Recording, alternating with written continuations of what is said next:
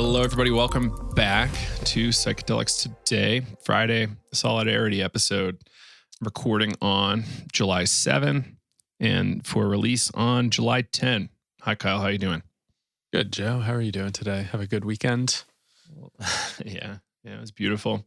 It's always nice here. It's kind of the problem. But, okay, so before we dig too far in, let's tell everybody about our upcoming course, the Navigating Psychedelics for Clinicians and Therapists. So we start on September 17, a Thursday. People can learn more at psychedeliceducationcenter.com. And this is a course designed for clinicians and therapists, doctors, nurse practitioners, PAs, etc., who are interested in this stuff and want to have a good foundation for going forward. We survey a lot of content, right? Like from around the field. And it's just a really great, solid course for giving you a foundational theory and practice orientation on how you might want to approach the field long term. Yeah, anything I might have missed, Kyle? It's a hybrid course, so you get a mix of online video material, a lot of resources, and then we meet on Zoom for an hour and a half, and then we have one class that's 2 hours for 8 times. So I believe it's a total of 12 or 12 and a half hours online Zoom time with us weekly. So hour and a half each week, get to hop on Zoom, do a little presentation, a little recap, and then really open it up for a lot of Q&A discussion.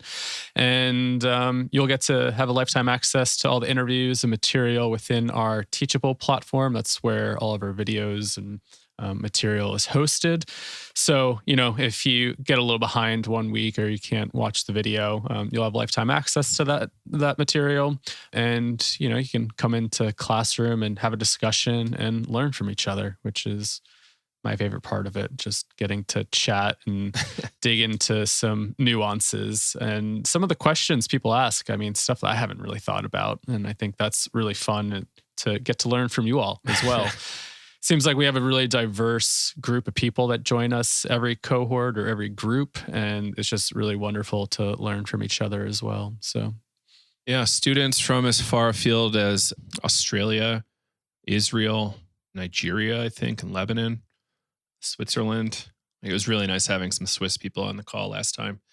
It was fun. Really different but similar background, it seems like, in orientation with the Jungian stuff there. And yeah, it was really, really great.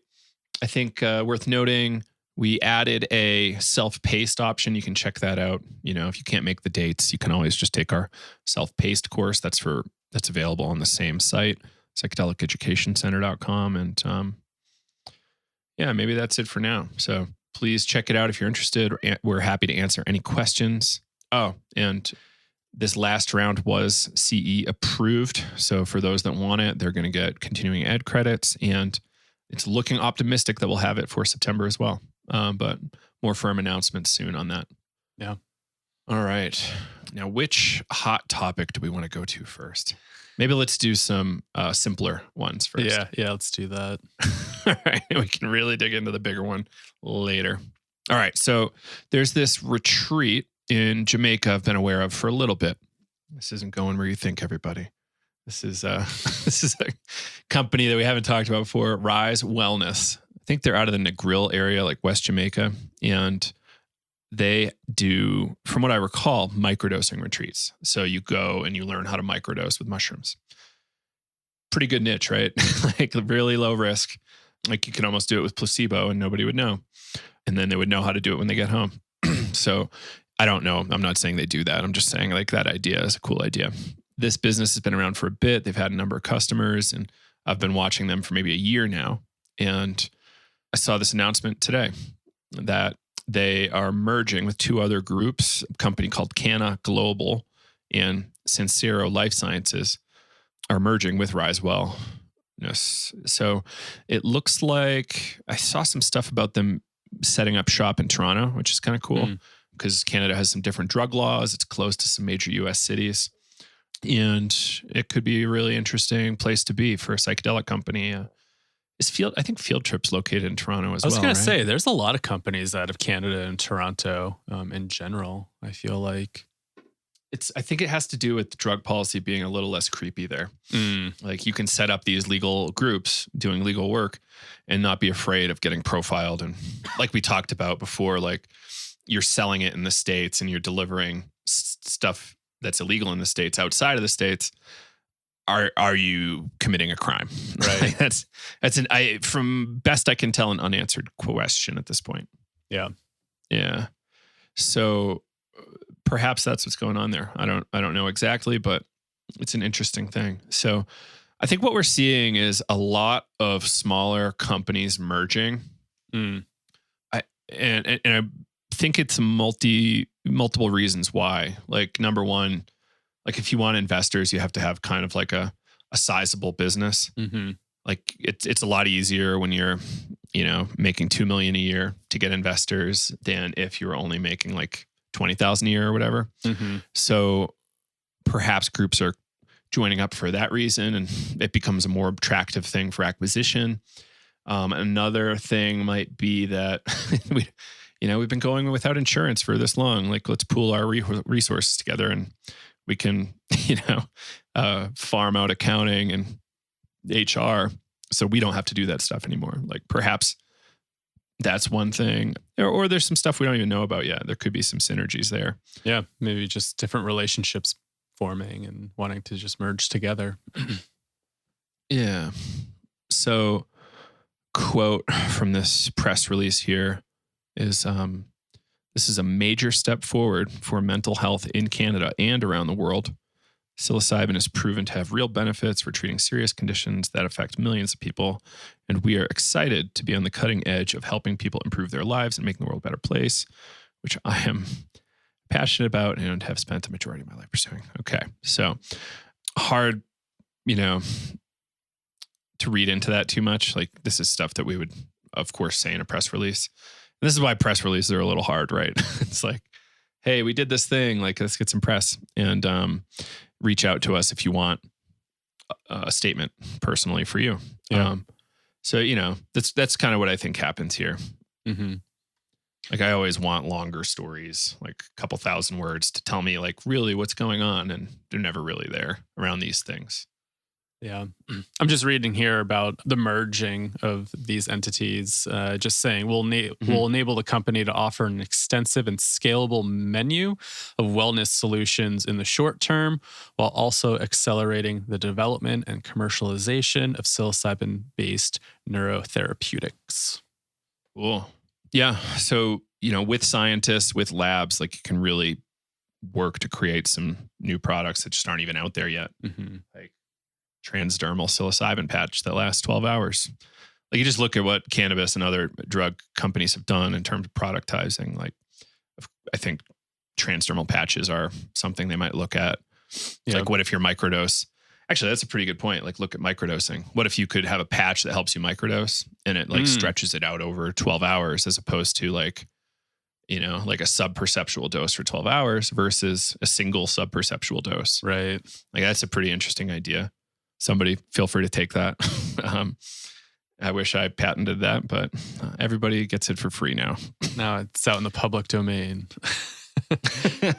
Yeah. So, it seems like there's something about Canada. There's something we didn't flag for discussion, but this group TheraPsil has been advocating for end of life access to mushrooms for people in Canada. Have you seen any of this stuff? I have, and then I keep getting that company confused with another company for psilocybin for weight loss, or are they under the same company? I don't know, actually. I forget where TheraPsil is located. That company is definitely like a Vancouver-based group. Yeah. And it's interesting, right? Like there was that company in Vancouver that, I think it was Vancouver, that had like all these recreational products in line too, where it's like, oh, cool. Like you don't necessarily need to get it from a doctor. Like they're working on packaging and formulation for all this stuff, which is pretty neat. Anyway, something about Canada. I don't know totally how to feel about it. I'm glad there's more attention and scientists working on it, though I am nervous about like politicization and psychedelics being dominated by psychiatry. I would very much prefer that not to be the case. But I do think they need to be a tool in psychiatry. Totally. Oh, so the weight loss company Yield Growth Corp, and it was their subsidiary Neon Mind Biosciences. Right. That's right. Yeah. So it's just wild to see all this stuff happening, and it's exciting and nerve-wracking at the same time. Yeah, I mean, this is something we hit on, I think, in every episode, right? It's where is the field going to go? Who's going to dominate it? And yeah, what's the outcome going to look like? I don't know. And does everything need to be psychologized and in some sense, right? I think there's other use cases here. So we were just studying the British empiricists, and there was this thing where one of these guys psychologized metaphysics. Like it happens because you observed it happening and you just know that it'll happen again. And that was causation. It's like, no, not really, people. Like there's a lot more going on here than behavioralist stuff. I didn't even talk to you about this, but I just reread Fadiman's book. Nice. The last couple days. And one of the more interesting takeaways was that in the early days, like LSD was one of the most researched psychedelic compounds. And in the early days, it seemed as though LSD psychotherapy validated whatever framework the person was working in. So it validated Freudian, Jungian, behaviorist, existentialist frameworks. So like all these people said, all right, cool. Like it's validating us. So therefore we're right. It's like, I think we have to be a little bit more model agnostic, theory agnostic, and go like, these are just frameworks, not necessarily the way the world works. Kind of like how we talk about Groff. It's like it's helpful to think about these birth perinatal matrices, but it's not necessarily exactly correct. Yeah, it's not absolute truth. Right. And it's a possibility. In the Daniel Robinson lectures we've been working through on William James blew my mind. Did you listen to those yet? Not yet. I've been on Kierkegaard. I got to catch up. But the William James thing was amazing because there's not too many philosophers where there's two lectures. And he's saying that as soon as he found out about other states of consciousness other than the normal waking state, he's saying that no theory for how the world works is complete unless we include all perspectives. So like, what is it? What is the American Constitution when you're on nitrous or on LSD or on whatever? What is, what is appropriate, political ideology given all these things? Like it's so complex. And essentially he's saying that we're going to keep developing new tools to understand the universe. And every time we have one of these new tools, it kind of expands the scope of what we need in our kind of theories for how the world works. So like for a long time, we didn't have infrared cameras. And that just added all sorts of new data for us to put into our model. Right. All these different kinds of radiation and now psychedelic states, shamanic states. Like how do we include that into our worldview to have a complete scientific framework? And I think it's just a never-ending process. Totally. And I a think fun one. Something that Lenny always points out with James coming from, really like the father of transpersonal psychology and American psychology, and how it's just so different than European psychology, where a lot of our psychology really stems from. And when I think about like James and then like the humanistic, transpersonal, it seems very like growth oriented and sometimes not very pathological in a sense, right?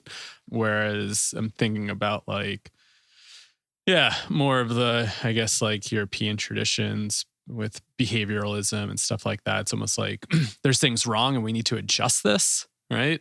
How do we adjust behavior? How do we do this? Versus like thinking about, I don't know, some of like the American roots of like more about like, it just seems a little bit more growth oriented than like disease oriented. Like when you kind of go back into those roots. And I kind of see this all happening at the same time, right? Like this Pavlov died in 1936 and did his whole career in Russia, I think. Like it's this control orientation, control over chaos. Like during that kind of late 1800s, early 1900s, there's a lot of concern about anarchists. And so like behavior correction. I think was a big deal at that point. But, like there were still issues like quote unquote hysteria being a problem, which is kind of a absurd title that we kind of still use that a little bit, but it's still there in the historical literature. Womb. And yeah, like, oh my God. Just like if you remove the uterus, you're no longer crazy. I wonder how they phrased that back then and like how people bought it. It's just such like a crazy concept to me that you can make a claim like that and got away with it for a long time. Yeah. It's pretty absurd. But it's just like the Pavlovian tradition is kind of an extension of the Newtonian tradition of like isolating one or two variables and, as an abstraction, but like trying to implement that in reality is kind of a little tricky in that all the variables in place are not accounted for. Like you're only accounting for two variables. Like there's a lot of emergent properties in very complex systems. And, a single behavior is not like, say you extinguish smoking. What if you pick up drinking behavior? Like, all right, I'm not smoking anymore. So let me just booze really hard. Yeah. But it's a lot more complex than that. Yeah. Like humanism, like humanistic psychology really kind of helped. But transpersonal, like Fadiman, when he's talking about the founding of transpersonal psychology, he's like he's talking about the editors of the Journal for Humanistic Psychology giving him shit, like Rollo May and Viktor Frankl, just pretty much in horror that they wanted to like include these things because it puts the existential tradition kind of on thin ice. Like, oh, spiritual things might have some sort of reality and we should study that. Like that, it does some tricky things philosophically to the way people are oriented back then. I'm thinking just about kind of like this new era of psychology that we're in. I feel like a lot of people, neuroscience and also trauma oriented, but there was something, I think there's almost kind of like an interesting merge that's happening right now that, I don't know, with, the help of psychedelics, like what is psychology going to look like in the next few years? How are we going to change? And something that I really liked, I might have mentioned this in previous episodes, but it came out of, I think, some sort of trauma-informed training that I had, but it's really rephrasing this phrase, what's wrong with you, to what has happened to you. So instead of looking at somebody and saying, well, what's wrong with you? Like, what is wrong with you? What type of disease do you have? Instead of asking the question of that, how can we ask the question, what has happened to you? And really kind of taking into account all of experience and what have you been through and how is this, informing your psychology right now? And, and I think that at times is viewing a person not as diseased or flawed, but realizing that they're human and they've been through experiences and that there's hope. And when I look at that, I really see even the people that I've worked with that are really, really struggling, and, I've seen medication work really well for them at times, but, I always come back to like, what has this person been through? And do they actually have this thing that like science and probably psychiatry would label as a disease? And then I just think like, man, what has happened to this person? What have they gone through? And like, how has that really impacted who they are and why are they acting this way? Right. And so I think like some of the trauma stuff that's coming out, the neuroscience, some of the somatics, it's all kind of merging. And and with the help of psychedelics, like, I don't know, I'm feeling more optimistic that maybe the field will go into a more like growth, healing oriented route than versus kind of like this pathology sick. Because I mean, when you're labeled with that, there's almost like you're sentenced with that for life. And then, I've definitely just seen people say, well, I am my depression, like, and then who are they without it? They don't know, so it gives them some sort of comfort that I am fundamentally flawed because I have this disease. And, it gives you a sense of personality, sense of this is who I am and I'll always be this way. And, I don't know, coming from some of this like narrative background as well, it's like, well, how can we change that, right? Do we need to attach to some of these stories or narratives that we tell ourselves? I mean, I remember one of the most profound breathwork experiences that came out of being like, wow, I just keep telling myself the same story. I'm telling myself my parents' story and everybody else's story about me. And that's who I am. Why can't I change that? I'm not those stories. And how can I rewrite something else? And obviously that's a lot harder said than done. But I think if we had containers or frameworks to work with, maybe there would be a little bit more movement in that direction. But I don't know. Mm-hmm.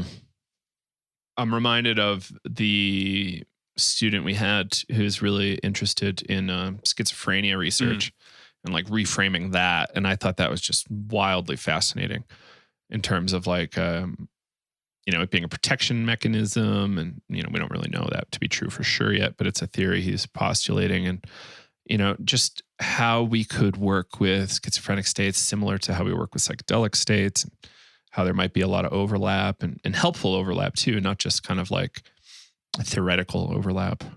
So I think I'm trying to record with him soon. I don't know if I told you that. Oh, cool. Nice. So hopefully we can bring that to the audience. Yeah, I think I've got a call with him later this week or early next week. Yeah, having phone calls with folks in Australia is tough. Yeah. So time differences. Oh my God. I definitely blew a few calls recently on that. Sorry, everybody. All right. Well, let's jump on to this article about Synthesis Retreat. Yes. Looks like they just got a ton of money. And, before we dig, we're not endorsing Synthesis. We don't know enough about Synthesis to endorse them. So, just want to throw that up front. Or I'd say even Rise Wellness too. I don't know anything about Yeah, exactly. And we would love to. If y'all want to pay for us to come out, we'd love to try your stuff. Just let us know. And then we can give an honest testimonial. Yeah, once it's safe to fly, I guess. I don't know that I want to wear one of those face shields for 5 hours plus. All right, back to Synthesis. Title here, Synthesis raises $2.75 million US to develop end-to-end professional platform for psychedelic wellness and therapy. Yikes, that's a lot. So what does that really mean? Highlights here, with 18 months of experience providing access to safe, legal, and medically supervised psychedelic experiences. And this is on a mission to connect, bolster, and empower the psychedelic ecosystem from research to training to access. Ongoing collaboration with Imperial College points to expanded data sets and knowledge about psilocybin's effects on overall well-being. So it looks like they're going to partner on the research angle, which is kind of nice. And mental health, wellness, and trauma-informed leadership expert Rachel Aiden named the CEO of the company. And we saw her present at Horizons this last October. Mm-hmm. She did a very impressive presentation on their group. Made me more curious. Yeah, so what do we know? Like, what do you take from this press release? I mean, it sounds like they're about to expand, and I'm wondering what they're developing. I mean, I remember Rachel was talking about, well, this was actually interesting at Horizon. She was presenting that, don't quote me on this, go and I don't know if Horizons has released her talk from last year, but I thought she said they got the green light to kind of use this more in a therapeutic model versus like the retreat model. And I think they've been trying to develop more of a mental health clinic versus say, a retreat where, you may be kind of creating this more spiritual self-discovery container. And I think that so I'm guessing maybe some of this money is going towards professional kind of psychedelic therapy. And in their headline here, it says Synthesis raises $2.75 million to develop end-to-end professional platform for psychedelic wellness and therapy. So just thinking about what she presented at Horizons, I'm guessing that's what they're moving towards. And, just using, I mean, they're teaming up with, Robin Carhart Harris and Rosalind Watts from Imperial to, also, I think they said, they're on the advisory board over at Synthesis, but, collaborating for research. So it sounds like they're going to be doing some exciting things. So it sounds like Synthesis seeks to scale its capacity and accessibility of evolve treatment protocols and develop a platform that services the entire ecosystem, including thousands of clinicians and mental health providers who are eager to integrate psychedelic-assisted therapy into their work. Synthesis is uniquely positioned to provide therapists with on-site experiential training with psilocybin. So that is really exciting. Because right now where can you kind of get that training that includes an experiential component? Yeah. Almost nowhere, right? Yeah. Like with the MAPS protocol, I don't even know that you can take MDMA yet. And You can.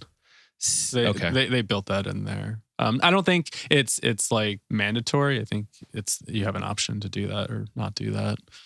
And CIIS, I think they might be leaning towards some ketamine work, but I think it's mostly like breath work, which is good. Like I'm in support of that, but it's certainly not the same as taking a substance. Mm-hmm. Yeah, so that'll be cool, and hopefully that scales well. As soon as you start talking about scaling, it seems like there's some issues that is your quality going to drop? If so, by how much? Is your quality going to go up?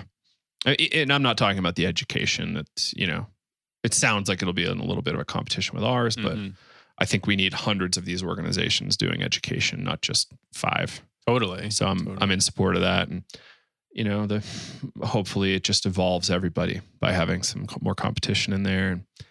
And, I have from what I recall reading in a Vice article about the synthesis retreat, it's like, I don't necessarily think it's perfect yet. And, we've discussed at length our perhaps concerns around group sessions. Like how well can you really do in a group session with someone with acute trauma? Perhaps not that great. Perhaps a person will end up worse, especially if they're going for that as opposed to like, I just want to hang out and try mushrooms. It's like, well, depending on how sick you are, like that could be a problem. And I remember when they started, it was exclusively for quote unquote healthy normals. I don't know how I feel about that term, but that's what I recall hearing. So, food for thought. Like I'm happy that they're getting more attention and that there's money coming into the movement. I'm just also, we've got to be a little cautious here. Like, is it necessarily good? No, but hopefully it shakes out well. And yeah, I wish them well and would like to learn more at some point. Yeah. And I wonder how what they're doing could convert to the United States, right? Because they're over in Amsterdam or outside of Amsterdam. And a little outside Amsterdam, yeah. Yeah. And so, will they be catering to mostly Europeans? Like how will whatever they're creating, could that scale here in the US when things become legal? So who knows? Maybe it's a totally different model because they're outside the US of maybe what we might be dealing with. But I don't know. It'll be interesting to see how things unfold with them. Something that I was just actually chatting with earlier, I was just recording a podcast with Lauren Taus. She's a ketamine psychotherapist. And we got into this discussion about therapy and using psychedelics in therapy. And, she just brought up this, she'll wait a while to invite ketamine into the space, so really trying to do the therapy work before bringing ketamine into the space. And so I think that's something also to consider with, makes sense. These clinics that are popping up, like, are you exclusively focusing on the psychedelic experience or are you trying to focus on the therapeutic relationship, the rapport, the container, the trust that's developed over time and really developing that relationship with the client, and there's tons of research that, obviously suggests the therapeutic relationship is like the one factor in getting better in therapy. And so, as money is coming into this space and more of these clinics are popping up, it's like, are you creating a center around therapy and really thinking about like how to bring wellness and work with people in this space? Or are you just focusing it exclusively around the substance, thinking that's the change? And so that was a topic that we were chatting about that should be released in a few weeks if you're listening to this on July 10th. But I think it's an important consideration. And of course, like, again, like me and Lauren are probably biased because we're in that therapy world. But I don't know. I think there is something to that as well. Like, how do you develop rapport with people and then use these substances as a way to deepen that experience instead of just wanting to go there to use it, thinking that you're going to get benefit from it right away. And granted, you probably will get some benefit from it right away, right? Mhm. You'll feel a little bit better and whatnot. But I guess just thinking about that long-term process of why are you engaging in this work and what's the purpose of doing this? And the one thing that I brought up during this episode, giving a bunch of spoilers away, was when I was working with my somatic therapist, she was like, some of these techniques that I'm letting you do, I wouldn't bring to a client or have a client engage in some of these techniques, maybe for 6 months to a year, depending where they're at.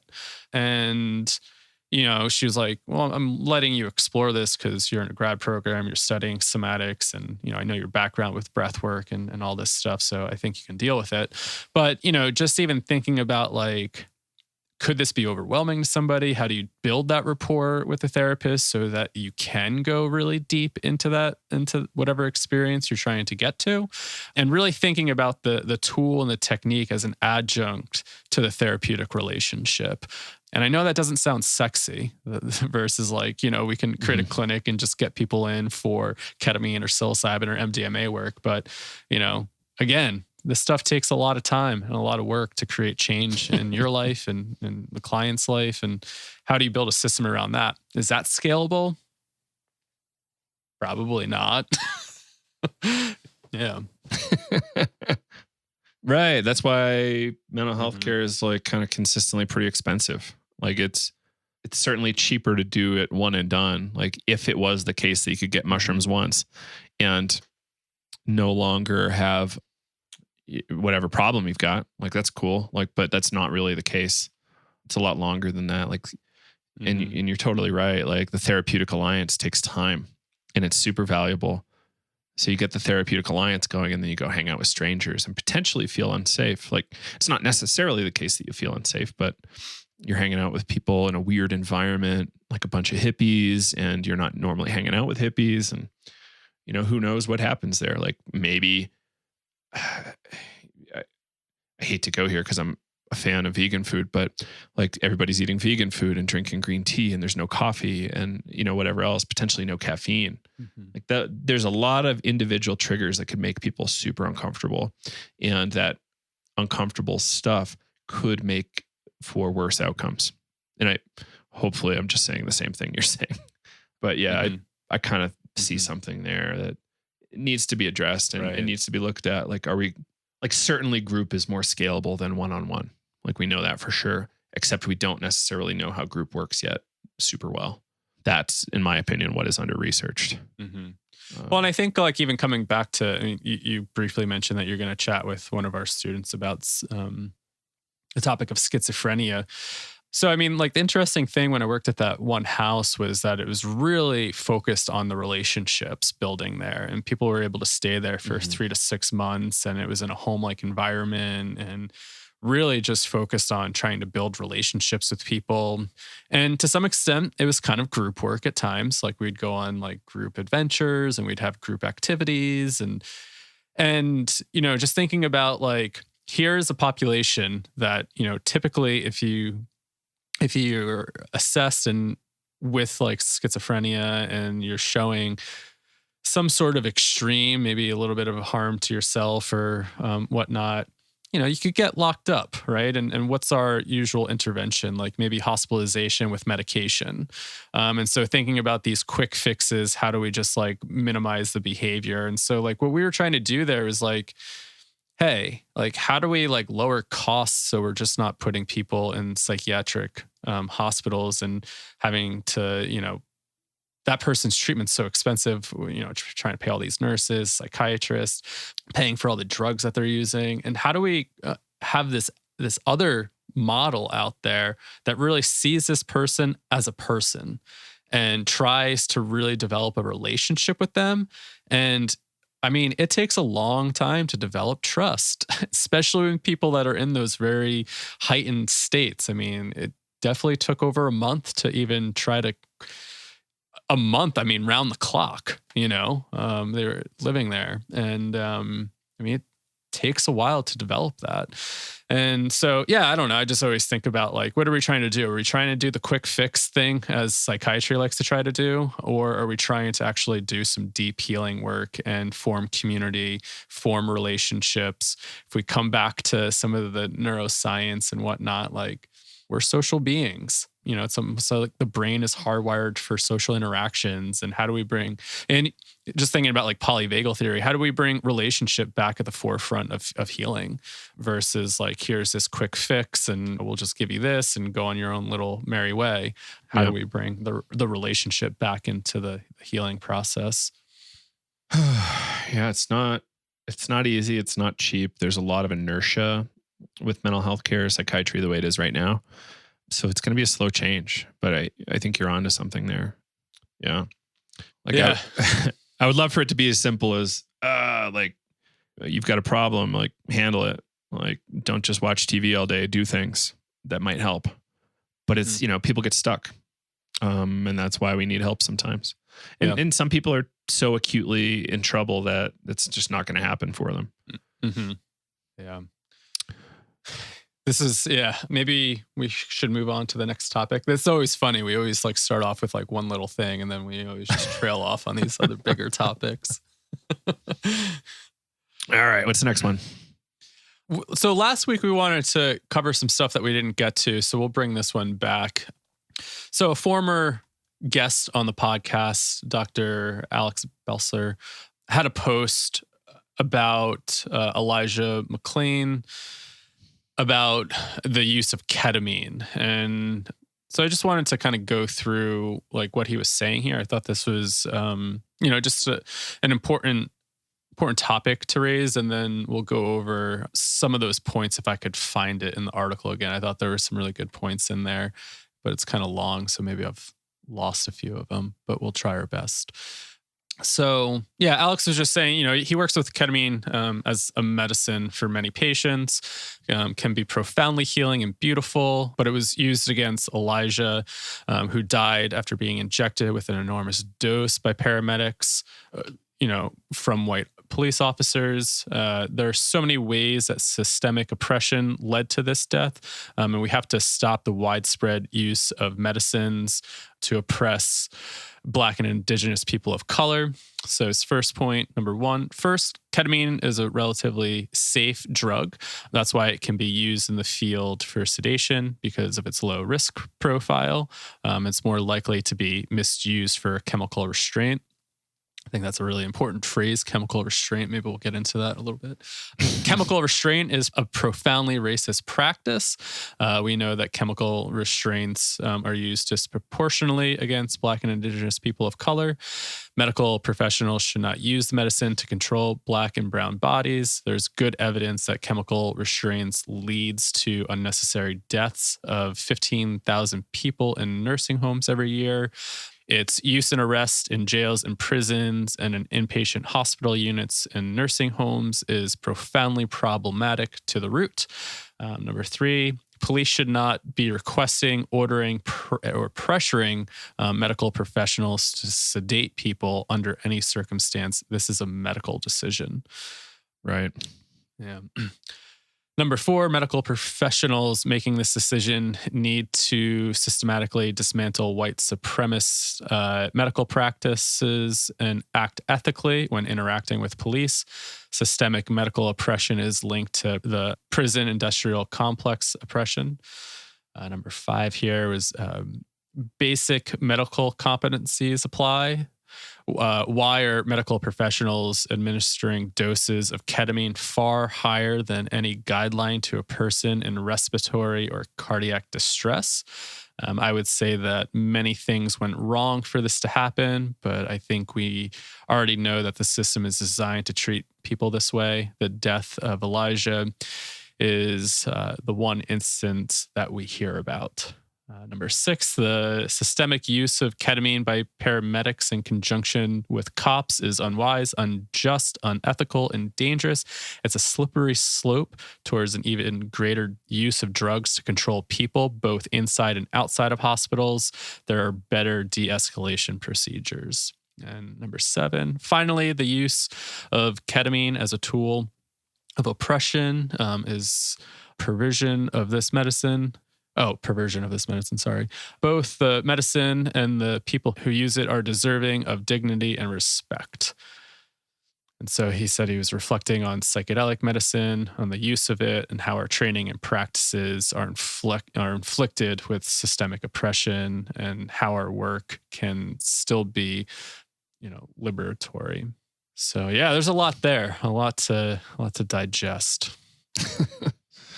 And we've heard it from both sides, right? Like in the medical profession, people in the ER can understand why a paramedic might administer drugs. Like it's certainly wrong for cops to say, hey, inject that person, unless you have like a doctor on the other end of the phone saying, yeah, sure thing. And like doing some sort of screening and the doctor's license is on the line. But apparently, law enforcement can typically do whatever they want and have pressured plenty of paramedics to do this. Whereas it should be a medical person's decision to use chemical restraint on somebody. And it's a hard deal, right? Like, should you be allowed to hurt yourself? Like I'm still not convinced that somebody should get in the way of you hurting yourself. If you want to hurt yourself, like, I think legal suicide should be a thing. Like, I don't think a lot of people think that. Well, plenty of people do. It's just not necessarily the majority yet. Right. Like, it's clearly not the best first option, but, if you're terminal and in lots of pain, why not? Go out when you can still talk versus, long drawn out death. Or, some people just think depression is so bad that they want to get out and they haven't found that solution yet. Yeah.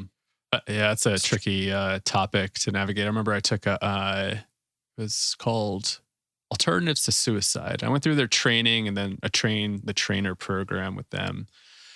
Really fascinating to have these conversations about suicide. And I remember when they started the training off, they went through, stand on one side if you agree, stand on the other side of the room if you disagree. And they threw out those questions. Do you think it's okay for somebody to, commit suicide? Do you think the state should step in and make suicide illegal if somebody's suffering?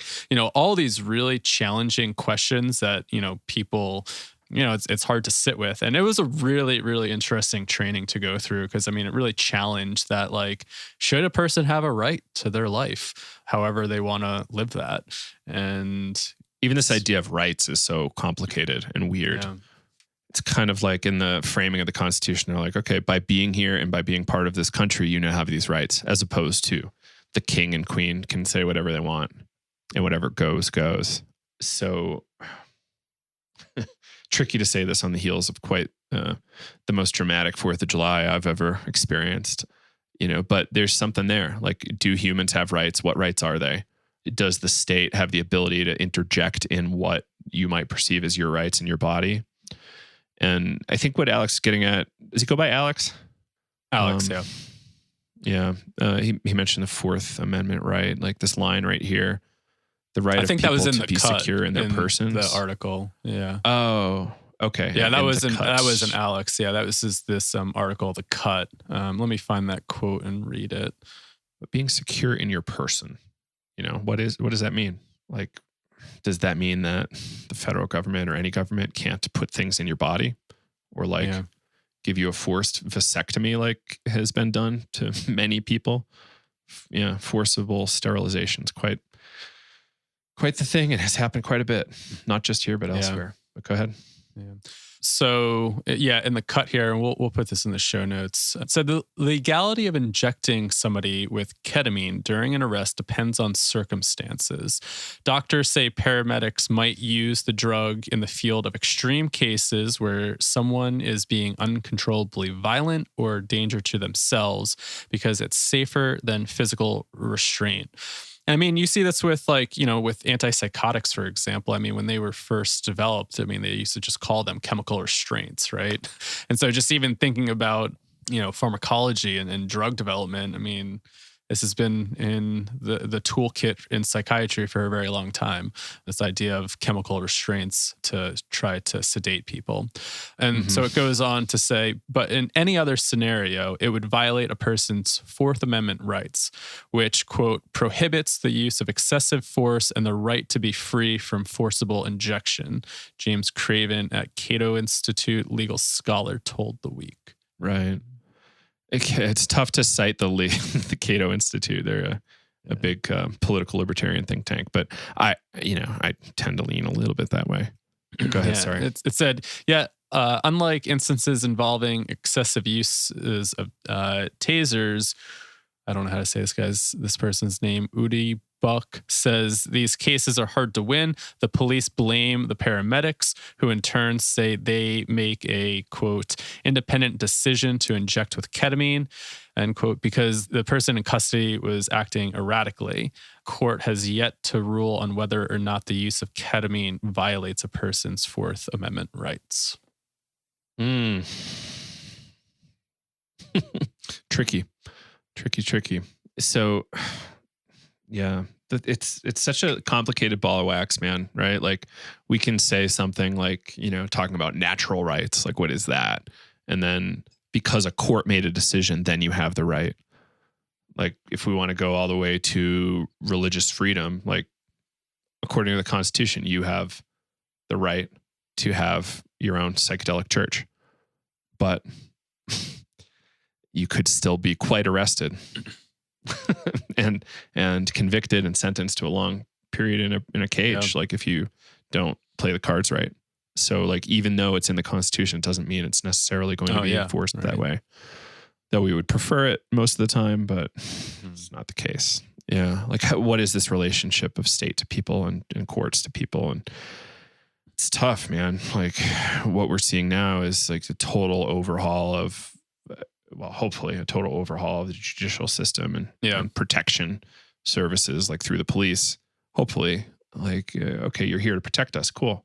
Great. Protect and serve. Oh, great. Perfect. You're no longer going to rely on civil asset forfeiture and, killing people. Great. But is that going to play out? How is that going to play out? Like, yeah. How do drugs play into this? Like it's certainly getting ketamine is certainly a lot better than getting shot and killed, but maybe not. I don't know. You would know better than me. Yeah, I haven't had ketamine really outside of a surgical context or. I mean the dose that I had wasn't anywhere near the dose of what. Do you remember the number of what you had? It's like 125, I think.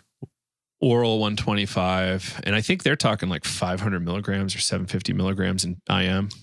Yeah, I think that's 500 milligrams was. This is what the cut said. The other one that I said a few weeks ago that said 750, but I don't trust that news article, whatever one I pulled up because they had Elijah's name wrong. So I'm gonna maybe stick with this article about dose. I think they said it was around 500 milligrams. Okay. Yeah, and it's a lot. It's a real lot. Yeah. Like I know, I think we had somebody on the show that did a full gram in one go, nasal administration. Talked about it on the show in the past, and it was pretty extreme. Like that's psychonaut only territory. It's not really necessarily therapeutic territory, I don't think. But and just to give somebody right off the street like that kind of a dose is intense, really, really scary. In the Fadiman book, he talks about how unwanted dosing of people is as morally repugnant as rape or other violent crimes. So like, why is it okay? Like, why do we as a culture think it's okay? I think the cultural assumption about ketamine is that it just knocks you out and there's nothing there. Right. Like that's the cultural assumption. Right. And we kind of know that's wrong at this point. Like so many people still think ketamine is just a horse tranquilizer. And I'm like, what? You said you're just clearly talking to hippies. You said that you had it in surgical I've only had it in surgical cases, yeah. Do you remember But what that experience it's part of was a like? cocktail. Oh, part of It's a totally cocktail. part of a Oh, cocktail, and there's like different. no Yeah. consciousness Yeah. of it. It's I think they use it so they can use less of the dangerous drugs like Right. fentanyl. Yeah. Because to just do that on fentanyl and a few other things like Versed, like that's a little much. Right. Like I think typically it was a fentanyl Versed ketamine mix, but I think there might have been some other stuff as well. And it's like, what's the safest blend with the best outcome, or Right. like most desirable outcome? Like, am I coming back and complaining about how fucking weird it was? Like I was awake the whole time they were tearing my joints apart. Like, no, good. Then we won. I woke up one that time. happens still, I think. Yeah, I woke up one time when I was getting my wisdom teeth pulled, and that was a really that was interesting experience because I became conscious within my body. It was just this state of blackness, and I could feel them pulling at my teeth and making jokes and just kind of having normal, conversation. And then I remember just thinking like, wow, this is really weird. Like I'm conscious right now and I could feel them pull at my tooth. There was no pain there. I could just feel the pressure of them pulling. And I was like, this is so interesting to observe on how I can just be awake and conscious of this experience, but just not feel anything or even be aware of my body right now. It's just so weird. It's a very strange thing. Yeah. So like there's a lot at play here. And like to go back to the race thing a little bit, right? Like Native Americans were genocided, land was stolen, and Black people were stolen from their homes and brought to the States in very large numbers. Well, all of the Americas, really, not just the States. But yeah, brought here. And so it's like land stolen and people genocided, and then people stolen from their homes to build it. And how can we have people hold that? And how do we hold this when we're trying to make these judgments about what drugs are okay? When? And I think this movement we're seeing right now, Black Lives Matter and everything else that's happening, like there's certainly an increasing awareness of this. And thank God that's the case. Like it's shocking to me how little people know. Right. It's also a little shocking to me how people don't really fully realize that slavery's been around for many, many thousands of years. It's like, oh, it's only the US. It's like, no, this has been going on since one person's more powerful than another person, I think. Right. Yeah. Like as soon as there was a power dynamic, this stuff emerged. Yep. Yeah. Yeah, it's been around for a while. It's ugly.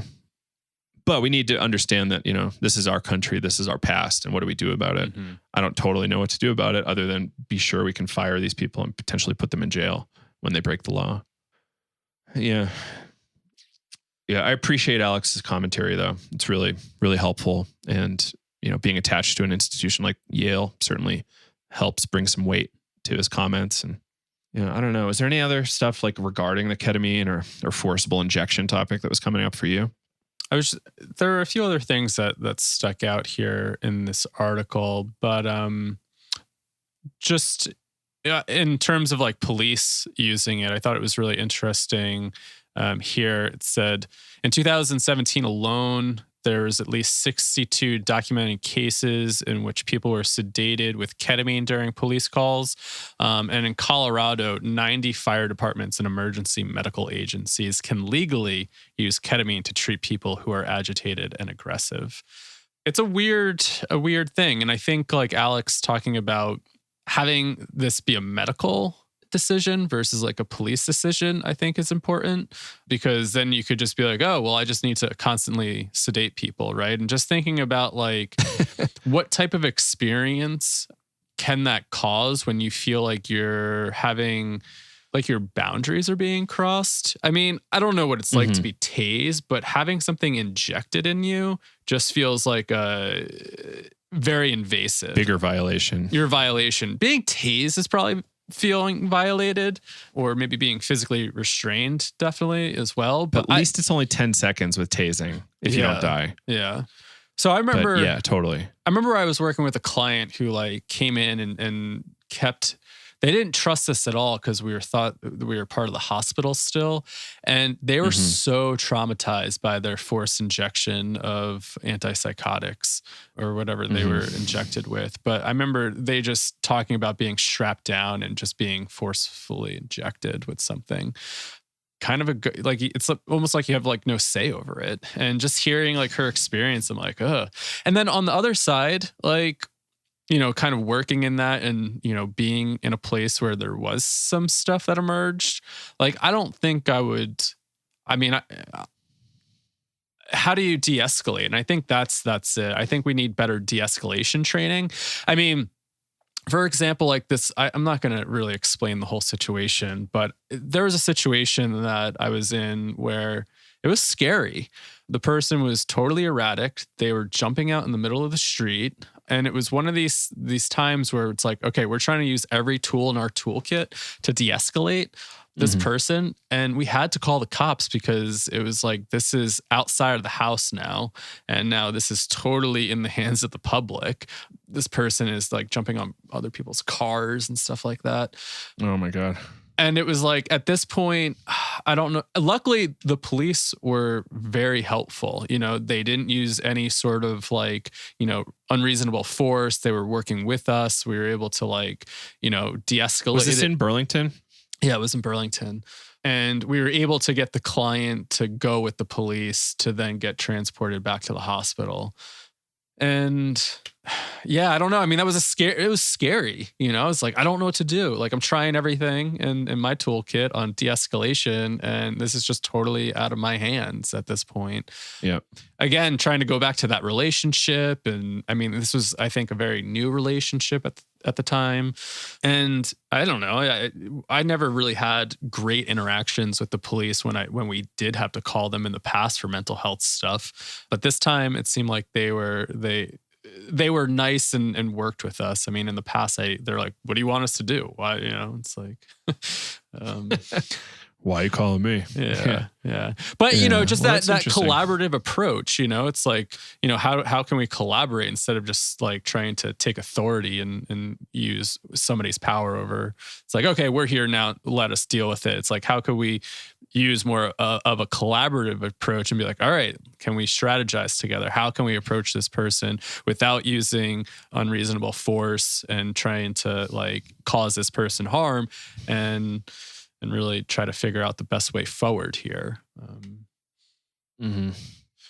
Yeah. Like I criticized our sheriff department here recently because they launched these quote unquote smart teams, what they're calling them, and as social workers paired with cops. Like, I think that's great, but I almost feel like there needs to be a certain kind of individual, like the social work police officer. Like, okay, you've got the police officer training and you've also got the social work training to a degree. You don't need the full masters, right? But maybe there's some sort of 6-month program they can go through and they become a far more effective de-escalation person. But, it's tricky, right? Like, I don't want to say police should get more training, though they should. But, how do we balance that? It's really, really hard. Yeah. Like, do we add more employees to police departments? Do we have a different agency that works really closely with the police department or sheriff department so that you can be like equally on call? You've got the ability to drive with some lights on to the scene. Like someone we know actually was contracted in Denver to do similar stuff, would be like the de-escalation person, but it would be part of a ride along with 2 cops. And what is that? I think that's good. It's certainly better than sending 2 cops to de-escalate most of the time. But yeah. Yeah. And then I don't know. I just think like, how much fear then gets like activated in somebody when police show up, they have a gun, they have like this sense of authority. Are they going to be afraid? I mean, especially nowadays, if it's a person of color, police show up, even if there is a social worker there, are they afraid just from interactions in the past with all these police shootings? I mean, anybody just shows up with a gun, it's like, oh God, it's got to be terrifying anyways to be in that position.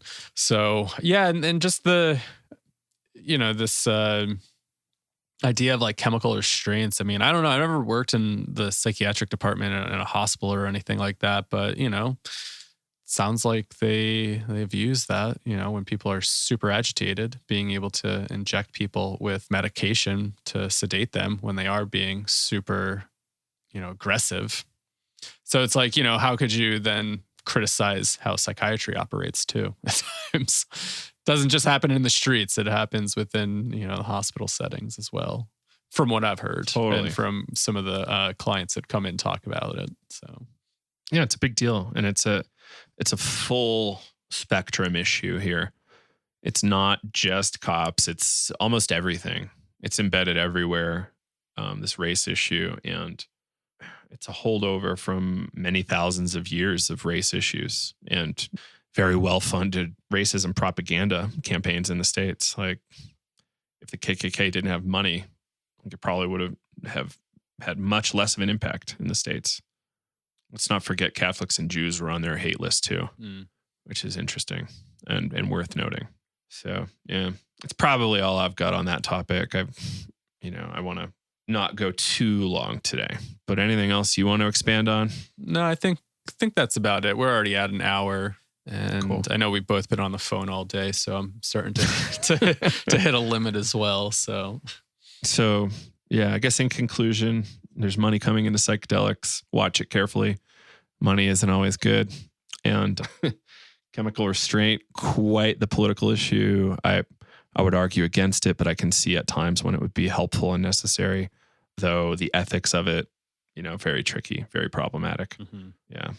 So bodily autonomy is a big deal. Same thing with like cognitive liberty. It's kind of right up there. Like, I chose to drink this coffee, therefore I earned this kind of speediness, or ate this LSD and I got that. And I didn't want that ketamine, so I shouldn't get that, like all that. And, it's tough, right? Like I'm dealing with a close family member who's in a VA hospital right now. And there's like a judge ruling on whether he stays committed or not. And it's fucking brutal. Grew up with this guy. He's kind of like an uncle. So it's like, but it's like fucking train wreck. It's like, and whenever he gets out and it gets really like wild, it's not fucking pretty. So it's like, how do we balance all this shit? Yeah. Endlessly complex. I don't think we're ever going to get a firm answer, but I think we should still try. Totally. Yeah. We should try to do our best. And I think that's probably the lesson. Like, let's try to do our best here. Yeah. On all fronts, from money to freedom and all that. Yep. Do our best. I don't know. Stick to some sort of integrity and just try to want to help people instead of trying to harm people or take advantage of people. So, yeah, it's a big deal. All right. Well, I think that's it for now. We've got a few things going. If people want to support the show, we've got this really cool shadow course. Can you talk about that for a second? Yeah, the shadow course. We released that back in April, I guess, at this point. But it's up there. So if you haven't heard about this or haven't joined it yet, definitely check it out. It was a series that Dr. Ito Ko and I put together. We co-hosted together, interviewing various experts in the shadow and just different parts of the psychedelic field and talking about the shadow aspects of the field. So everywhere from exploring the actual shadow of what Jung of Jung's work in the shadow and more of that archetypal sense, to the shadow side of psychedelia on the business front, exploring business and what was the term that we use with Dr. Joe for maximization culture and ayahuasca tourism. And we kind of go all over the board. So it's a really great set of interviews, and definitely check it out. I had fun putting it together, and I think a lot of people really enjoyed it. Tons of great comments within Teachable. And if you're listening, you went through there. Really loved reading all the comments. Sorry I couldn't get back to everybody on there. I'll try to get in there one day to make some comments. And it was shocking how much feedback there was. Yeah. It's really crazy. And, I think it warrants a number 2, especially with everything else that's going on right now. It feels timely maybe to get another one put together in the future. So yeah, definitely check it out. It was really fun. I know Dr. Ito Cohen and I really enjoyed putting that together. So check it out, psychedeliceducationcenter.com. And it's called The Psychedelics in the Shadow, exploring the shadow side of psychedelia. Yeah. And again, we've got Navigating Psychedelics for Clinicians and Therapists. You can find that at psychedeliceducationcenter.com as well. And that starts in September. And we've also got a self-paced option too. So possibly going to be CE approved soon. We'll see. We'll make that announcement real soon, as soon as we can. Cool. I think that's it for now. Thank you, Kyle. And thanks everybody listening. Hope everybody has a wonderful weekend, wonderful week whenever you're listening. Take care. Yeah. Take care, everybody. Bye-bye.